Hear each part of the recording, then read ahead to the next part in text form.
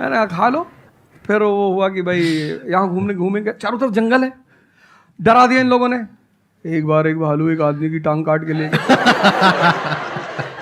अरे मैंने कहा आज कोई भालू वालू नहीं आएगा, मैं जाऊंगा। फिर मैंने 4-5 लोगों को तैयार किया अपने साथ, उनको थोड़ा मोटिवेट किया कि जंगल में घूमने से ऑक्सीजन लेवल बढ़ता है। वो लोग भी तैयार हो गए कि चलो। तो हमारे साथ एक साहब अमेरिका से आए हुए थे, वो भी वॉक करने निकले, बोले हम भी चलेंगे। मैंने कहा भाई साहब क्यों जा रहे हो? कहते हम भी चलेंगे। मैं उनका नाम नहीं लूंगा। 1 किलोमीटर के बाद उन्होंने मुझसे कहा मेरे बैग में यहाँ बहुत पेन हो रहा है। 1 किलोमीटर।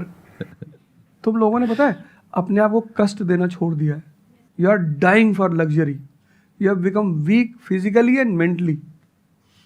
थोड़ा थोड़ा सा कष्ट दो अपने आप को, थोड़ा टेम्परेचर हाई रखो, थोड़ा बड़े टेम्परेचर वालों के साथ रहो। हमने अपने आप को कष्ट, हम कौन सी नॉवेल पढ़ रहे हैं? Half girlfriend. अच्छी है, अच्छी है, अच्छी, मैं ये नहीं कह रहा हूं, मैं कुछ बोल देता हूं। अच्छी है मतलब आपने पढ़ी है।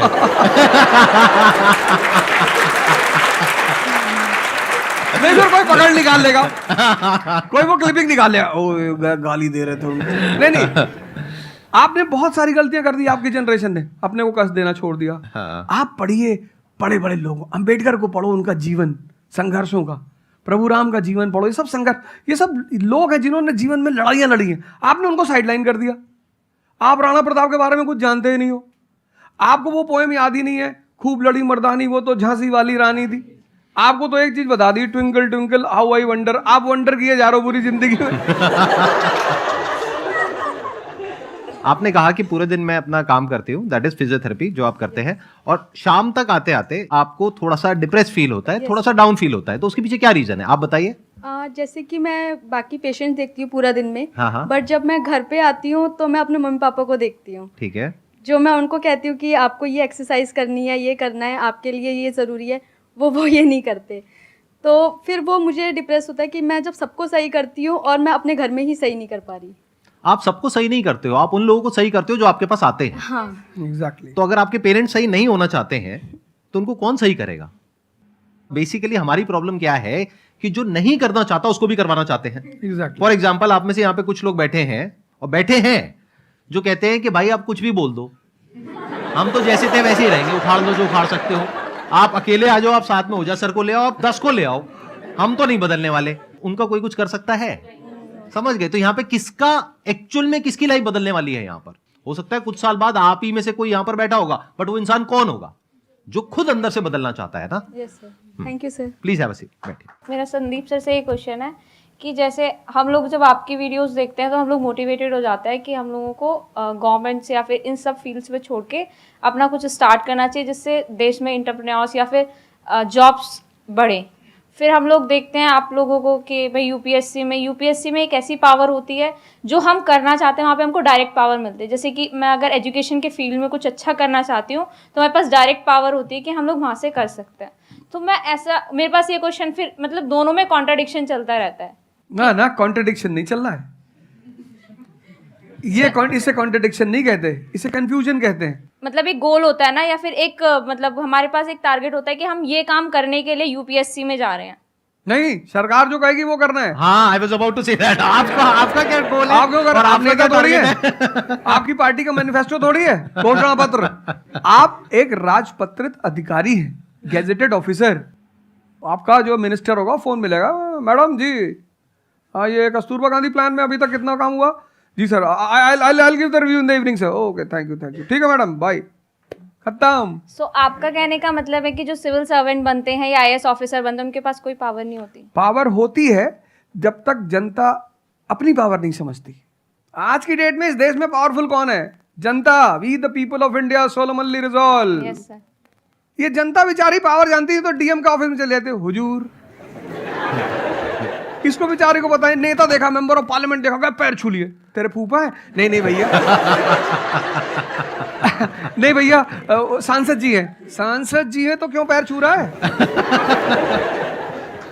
तो पावर इस असलियत में इस देश की जनता के पास है। चूंकि वो जानती नहीं है इसलिए तुमको इनके पास इनको काम करने का अधिकार है। ये है the right to work, the right to implement.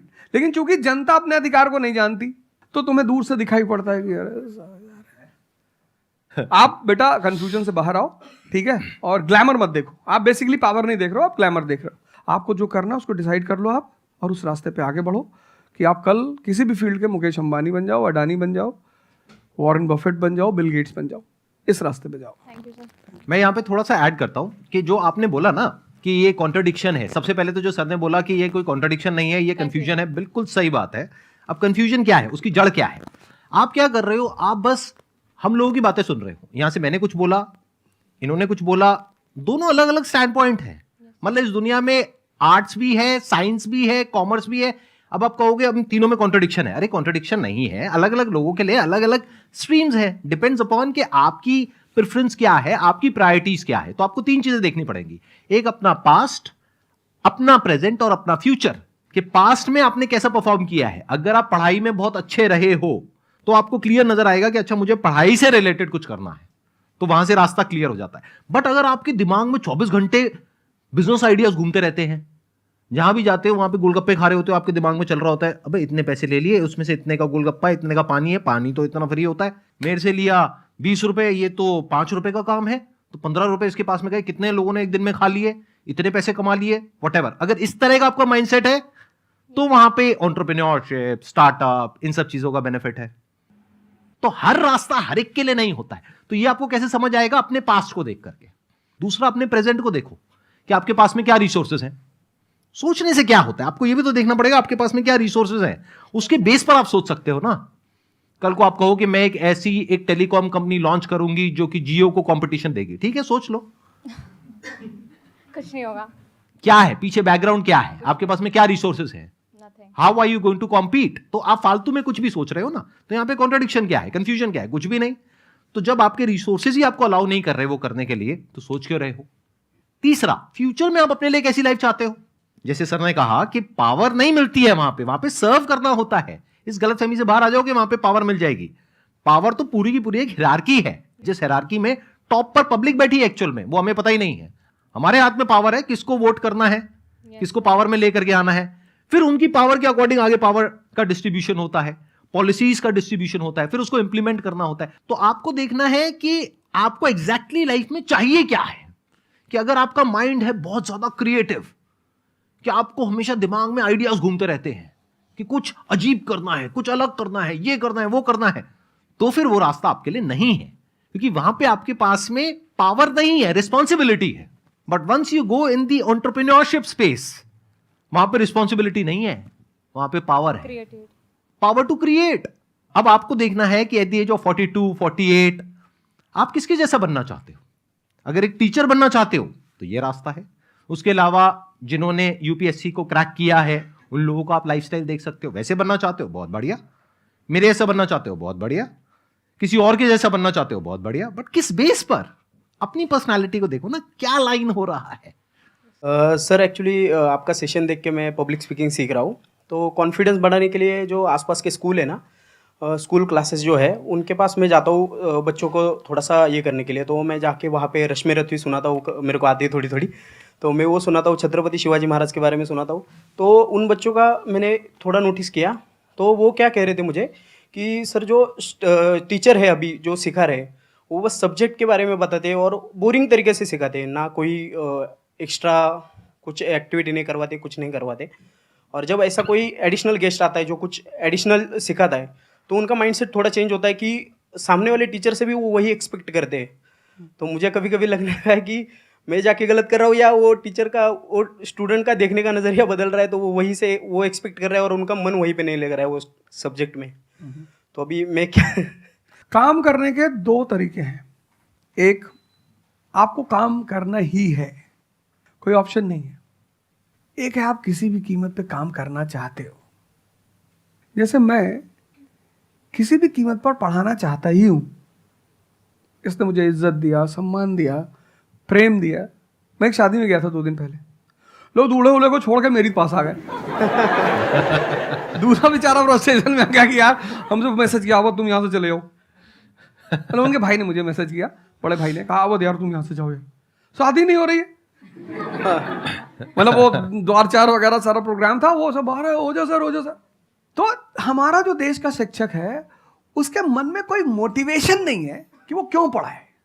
जैसे हमारे घर मामा आए हमारे, उनके आने पे हम बड़े खुश होते थे कि मामा आए। क्यों? क्योंकि हमें पता था कि ये जब जाएंगे तो पैसा देके जाएंगे।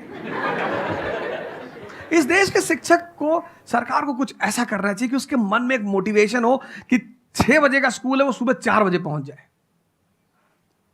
कुछ ना करे इस देश की सरकार, सिर्फ उनको वीआईपी का दर्जा दे दे। फिर आप देखना, पैसा तो कौन नहीं कमा रहा है, शिक्षक सम्मान चाहता है।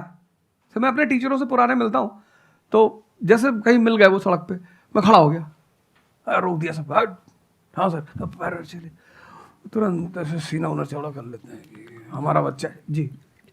शिक्षक एक दुनिया की ऐसी लॉबी है जिसको सम्मान चाहिए। आप लोग कहीं भी अपने पुराने टीचरों को मिला करो, ठीक है, हो सकता है उन्होंने आपको कभी मारा हो, डांटा हो, कुछ बोला हो, लेकिन अब आप उनको थोड़ा सम्मान दे दिया करो, उससे बड़ा उन्हें फील होगा। हमारे देश के शिक्षकों के पास इनर मोटिवेशन की कमी है। कुछ लोग हैं जो इंडिविजुअल मोटिवेटेड रहते हैं, वो करते हैं कई सारे टीचर, लेकिन वो इंडिविजुअल, कुछ लोग होते हैं ना जिनको अपने धर्म का एहसास होता है, उनके लिए वो ड्यूटी नहीं होती, वो धर्म है उनका।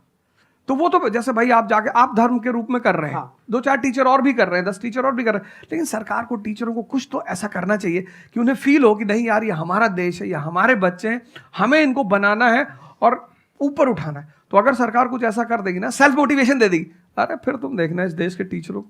सर, इसमें आपसे बात करते करते ना मेरे माइंड में एक सॉल्यूशन आ रहा है, क्योंकि एज एन एंटरप्रेन्योर मेरे माइंड में सिस्टम्स एंड प्रोसेसेस घूमते हैं। मतलब मेरे माइंड में ये घूमता है कि कैसे एक प्रॉब्लम है उसको सिस्टम में कन्वर्ट कर दिया जाए, जो कि वो काम अपने आप हो जाए।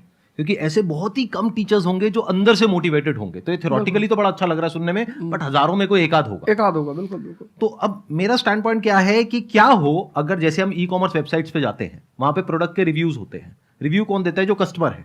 तो टीचर का रिव्यू कौन दे सकता है? जो बाहर बैठा है उस कमरे से, वो, या जो कमरे के अंदर बैठे हैं। तो अगर कुछ ऐसा सिस्टम हो जाए, एक ऐसा प्लेटफॉर्म बन जाए गवर्नमेंट का, जहां पे सारे टीचर्स लिस्टेड हो और based upon the number of reviews and the quality of reviews उनको रिवॉर्ड दिया जाए अच्छा ऑटोमेटिकली। कि मतलब जो नंबर 1 पे आया उसकी सैलरी डबल, कि अगर उसकी 50,000 है तो 1 लाख। बहुत अच्छा सोल्यूशन। और जिसके इतने रिव्यूज आए, यानी जिसके 4 स्टार या उससे ऊपर आए, उनकी सैलरी सीधा डबल हो गई। तो फिर देखो क्या मजा आता है। फिर हिस्ट्री पढ़ाने का जो स्टाइल है ना, वो सारे टीचर्स आएंगे अवध ओझा सर के चैनल पर और आकर के सीखेंगे भाई क्या कहानी है ये, ऐसे कैसे पढ़ाएं कि बच्चे दीवाने हो जाए। और फिर अपने आप को अपग्रेड करेंगे। नहीं तो अपग्रेड करने की मोटिवेशन कहाँ है? जैसे एक एंटरप्रेन्योर होता है, उसके पास में तो मोटिवेशन होती है कि अगर मैंने अपने जो भी प्रोडक्ट है, सर्विस है या काम है, उसको अपग्रेड किया तो करते ही मेरे को इमीडिएट रिवॉर्ड मिलेगा। जैसे सेल्स टीम में अगर आप कहीं पर काम करते हो, कितने लोग सेल्स डिपार्टमेंट में है, अलग अलग कंपनी में जो जॉब कर रहे हैं, तो सेल्स में इंसेंटिव का एक सिस्टम होता है। तो वहां पर क्लियर पता होता है कि मैंने ये टारगेट अचीव किया तो ये है। तो एक क्लियर कट टारगेट होना चाहिए which is measurable, not theoretical but actual, objective not subjective. कि ऑब्जेक्टिव एक टारगेट होना चाहिए in terms of numbers which can be calculated, and a transparent system जहां पे स्टूडेंट्स वोट करेंगे और जो टीचर्स जीतेंगे पूरे इंडिया लेवल पे या स्टेट लेवल पे, उनको बुला करके जो हमारे देश के प्रेसिडेंट हैं या प्राइम मिनिस्टर हैं, वो आकर के रिवॉर्ड देंगे। Yes sir.